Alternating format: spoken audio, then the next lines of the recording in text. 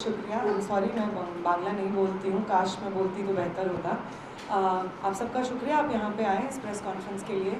I think पहली चीज़ जो आप इस प्रेस कॉन्फ्रेंस से बोलना चाहेंगे वो ये कि कल जो स्टेट रिप्रेशन झारखंड में जो स्टूडेंट संघर्ष कर रहे हैं अपने परीक्षा में हुए मैसिव करप्शन के बाद उन परीक्षाओं को रद्द करके री एग्ज़ाम की मांग को लेकर के वहाँ पे जिस तरीके का वायलेंस हम लोगों ने देखा, स्टेट रिप्रेशन हम लोगों ने देखा, उसमें बहुत सारे आइसा के एक्टिविस्ट सदर अस्पताल में भर्ती हुए रात में, बहुत सारे लोगों को चोटें आई, कॉमन स्टूडेंट्स को, प्रोटेस्टर्स को चोटें आई। तो उन स्टूडेंट्स के संघर्ष में एक बार फिर सॉलिडारिटी और जो ये दमन झारखंड सरकार और पुलिस ने स्टूडेंट्स के ऊपर किया है उसको हम यहाँ पे इस प्रेस कॉन्फ्रेंस के माध्यम से कंडेम करना चाहेंगे। किसी भी तरीके का वायलेंस उन स्टूडेंट्स के ऊपर जो पीसफुली अपनी मांगे रेज कर रहे थे जस्टिफाइड नहीं है। और अगर कोई भी सरकार इस दमन को अंजाम देती है आवाज़ों को शांत करने के लिए, प्रोटेस्ट को शांत करने के लिए, तो वो स्टूडेंट मूवमेंट उसको कंडेम करेगा और किसी भी तरीके से उसके साथ खड़ा नहीं होगा। हम फिर एक बार रेटरेट करते हैं कि JSSC CGL की जो परीक्षा में भारी मिसमैनेजमेंट हुआ है उसको रद्द किया जाए और उसकी जगह एक नया शेड्यूल बनाया जाए। ये सही बात है कि एक ट्रिकी सिचुएशन है क्योंकि उसमें भर्तियां हो गई हैं, लेकिन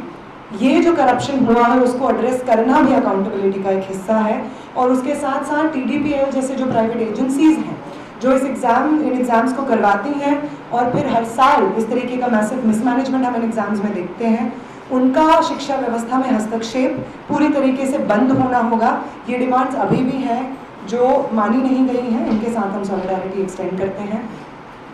बंगाल में जो टीचर्स का मूवमेंट, SSC टीचर्स का मूवमेंट चल रहा है जिसके लिए बहुत सारे टीचर्स संघर्ष एक लंबे समय से कर रहे हैं,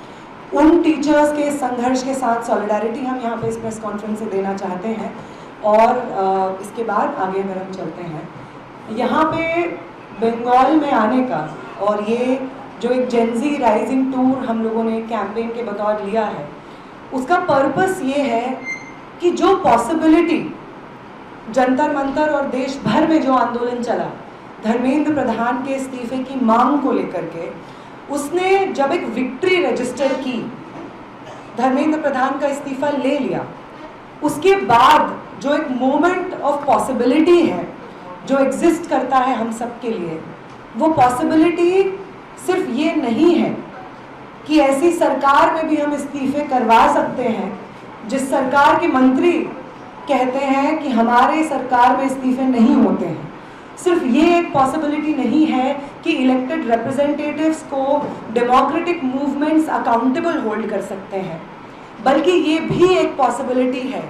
कि जो परिभाषाएं इस देश में रची गई हैं, पिछले 1 दशक से ज़्यादा का समय हो गया है, उसमें जो डेमोक्रेटिक इंस्टीट्यूशंस को वन आफ्टर द अदर ढाया गया है,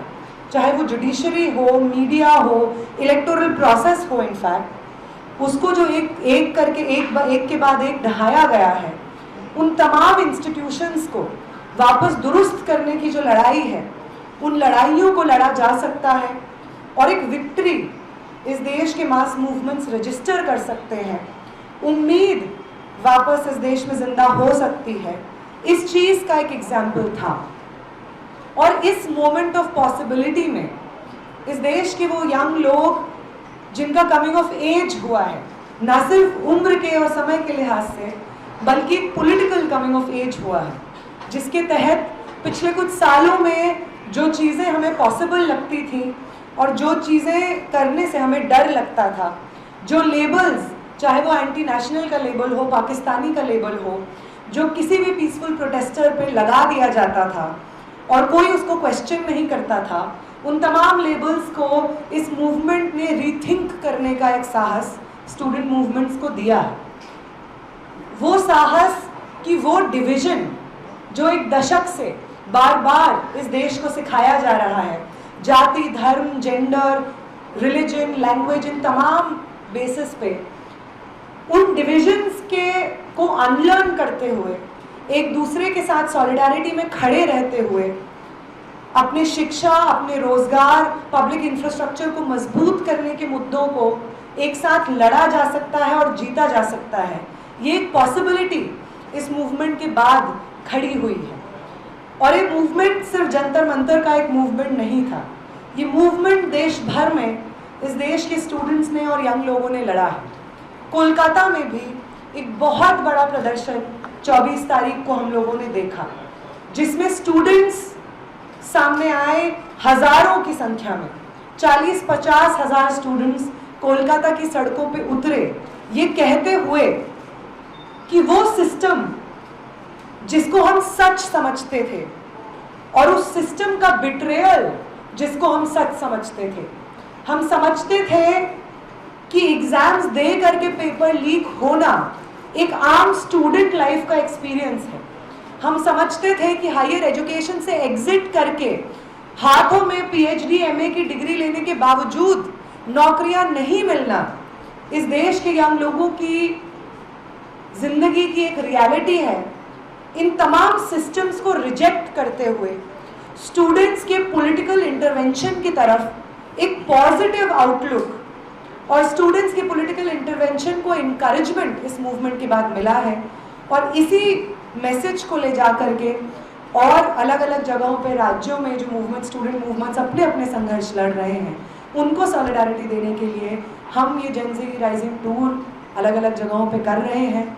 जिसमें पहला स्टॉप झारखंड था जहाँ पे एक बड़ा स्टूडेंट मूवमेंट चल रहा है, और दूसरा स्टॉप कोलकाता था जिसने समय समय पे, वो बंगाल वो कोलकाता, जिसने समय समय पे स्टूडेंट मूवमेंट को एनरिच किया है, इस देश की राजनीति को एनरिच किया है।